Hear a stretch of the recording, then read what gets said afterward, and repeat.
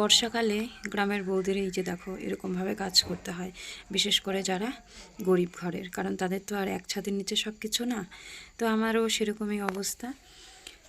কি করব, সকাল 7টা বেজে গেছে, অনেকক্ষণ অপেক্ষা করলাম, সেই 5:30 থেকে হাঁ করে বসে আছি কখন বৃষ্টি কমবে বৃষ্টি কমবে, কিন্তু বৃষ্টি তো কিছুতেই কমছে না। বাধ্য হয়ে মাথার মধ্যে প্লাস্টিক দিয়ে তারপর কাজে নেমে পড়লাম। তো শুভ সকাল সবাইকে, কেমন আছো সবাই? আশা করছি সবাই ভালো আছো, আর আমরাও ভালো আছি। আমার নতুন একটি ভিডিওতে তোমাদের সবাইকে স্বাগত। তো গতকালকে রাত্রেবেলা হয়েছিল প্রচণ্ড পরিমাণে ঝড়। তো সেই ঝড়ের সঙ্গে যে বৃষ্টি শুরু হয়েছিল, এখনও পর্যন্ত কিন্তু বৃষ্টি থামেনি। বৃষ্টি থামুক আর না থামুক, পেট তো আর সেটা মানবে না, পেটে তো টাইম মতো দানা পানি দিতেই হবে। তো বাধ্য হয়ে কাজ শুরু করেছি। আর দেখো ফুলগুলো বৃষ্টির জলে কেমন যেন একটু মজে মজে গেছে। তো সমুদ্রের পাপা আজকে আমাকে ভিডিও করে দিচ্ছে, ওর আজকে কাজ নেই, বেশ অনেক দিন পর আজ ছুটি পেয়েছে। তো বললাম বেলা অনেক হয়ে গেছে, ঘুম থেকে ওঠো আর আমাকে একটু ভিডিও করে দাও। তো ভিডিও করছে আর হাসছে, বলছে তোমাকে কেমন লাগছে দেখতে। তাই আমি বললাম এটা নতুন টুপি, ওটা তুমি বুঝবে না। সারা রাত তো অঝোরে বৃষ্টি হয়েছে। তো ভোরবেলার থেকে বৃষ্টির পরিমাণটা একটু কমেছে ঠিকই, কিন্তু পুরোপুরি কমেনি। আর রাস্তায় অনেক জল জমেছিল, জলটাও একটু কমে এসেছে এখন।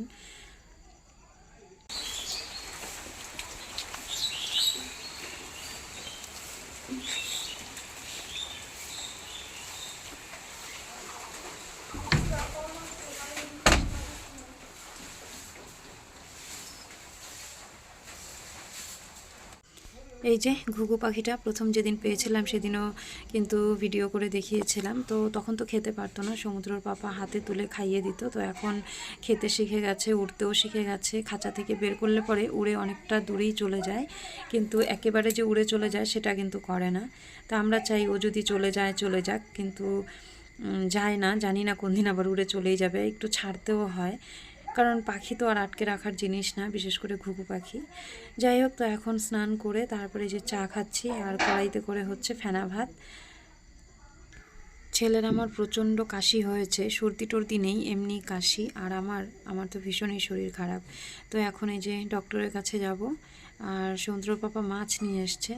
তো আমি বললাম শুকনো লঙ্কা বের করে দাও, বস্তার মধ্যে এগুলো সব 1 বস্তা লঙ্কা শুকিয়ে রেখেছিলাম।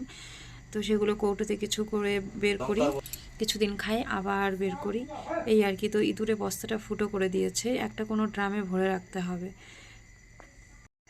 রান্নার সমস্ত কিছু জোগাড় করে রেখে তারপর গেছিলাম হসপিটালে। কয়েকদিন থেকে শরীরটা এত বেশি খারাপ যে কি বলবো, হঠাৎ হঠাৎ শুয়ে পড়তে হচ্ছে, মাথা ঘোরাচ্ছে, খাওয়ার কোনো রুচি নেই, নানান রকম আর কি সমস্যা। তো ডক্টরের কাছে গেলাম, চোখ মুখ দেখে বলল যে আয়রনের অভাব। তারপর ওষুধ দিয়ে দিল, হিমোগ্লোবিন টেস্ট লিখলো। তো আমাকে দেখেই বোঝা যাচ্ছে, দেখো কেমন লাগছে। মানে আমি শরীরটা চলছে না, কিন্তু জোর করে চালাচ্ছি আর কি, জানি করতেই হবে, না করে উপায় নেই, এই আর কি। তো ওর ঠাম্মি হাতে হাতে করে দিচ্ছে, মাছ ধুয়ে দিল, সবজি কেটে দিল, তারপর রান্নাটা করলাম। এখন মাছ ভাজতে এসেছি। সমুদ্রের বাবা প্রথমে বলেছিল ছোট মাছ আনার কথা, তারপর আমি বললাম যে আমি যে উপর হয়ে বসে ছোট মাছ কাটবো আমি পারবো না, ভীষণ মাথা ঘোরায়। তারপর ওর ঠাম্মিরও এই কাজ ওই কাজ, আবার মাছ নিয়ে বসবে, তো এমনিও দেরি হয়ে গেছে। বৃষ্টির জন্য তো ঘুম থেকেই উঠেছি 7টায়, মানে ঘুম ভেঙেছে 5টা 5:30টায়, কিন্তু ওই যে জানালা দিয়ে বসে বসে দেখছিলাম বৃষ্টি কখন থামবে, কিন্তু বৃষ্টি তো থামলো সেই 10টার সময়। সেজন্য বলে না, সকালবেলার কাজ যতটা আগায়, আর যদি দেরি করে ঘুম থেকে ওঠো, যাদের বাড়িতে কাজ বেশি তাদের কিন্তু কোনো কিছুতেই আগাতে চায় না সেই দিনটা। মানে ওই ট্রেন যেরকম 1 ঘন্টা 2 ঘন্টা লেটে চলে, দিনটাও আমাদের সেরকম লেটেই চলে সব কিছুই। যাই হোক, কথা বলতে বলতে মাছ ভাজাও হয়ে গেল, আর বাকি এই 2-3 পিস ছিল, এগুলো আর একসঙ্গে দিইনি, যদি ভেঙে যায়। তো এখন ভেজে নিলাম।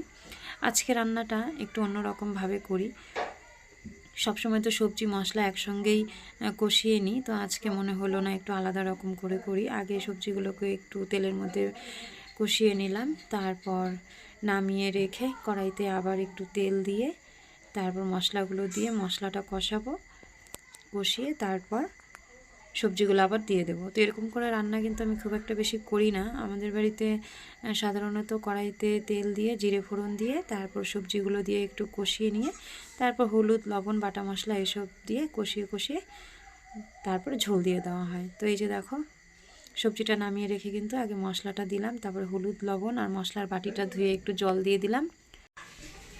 এখন একটু ভালো মতো কষিয়ে নিয়ে তারপরে ওপর দিয়ে সবজিগুলো দিয়ে দেবো, দিয়ে আরেকটু ভালো করে কষাবো, তারপরে গরম জল দিয়ে দেবো তরকারির মধ্যে। রান্নাটা হচ্ছে যার যার নিজের কাছে যে যেরকমভাবে করতে পারে। তো আমি যখন যেরকম মনে হয় তখন সেরকম করি। কখনো কখনো যদি তাড়াহুড়ো থাকে তাহলে যতটা পারি শর্টকাটে করে নিই।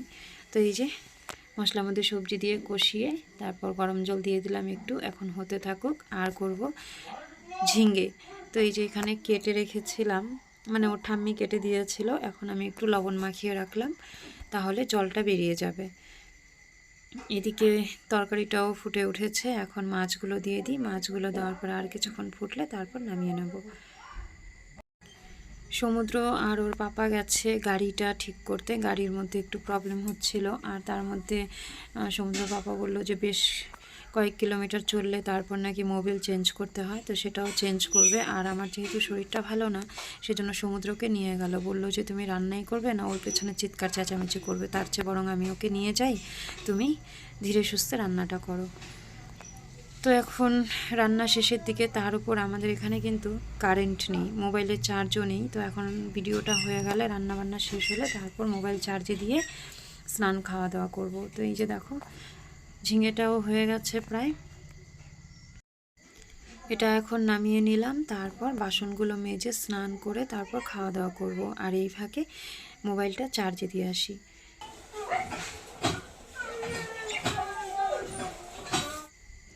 তাহলে চলো ভিডিওটাও আজকে এখানেই শেষ করছি। সবাই ভালো থেকো, সুস্থ থেকো, পরবর্তী কোনো ভিডিওতে দেখা হবে। আজকে এ পর্যন্তই।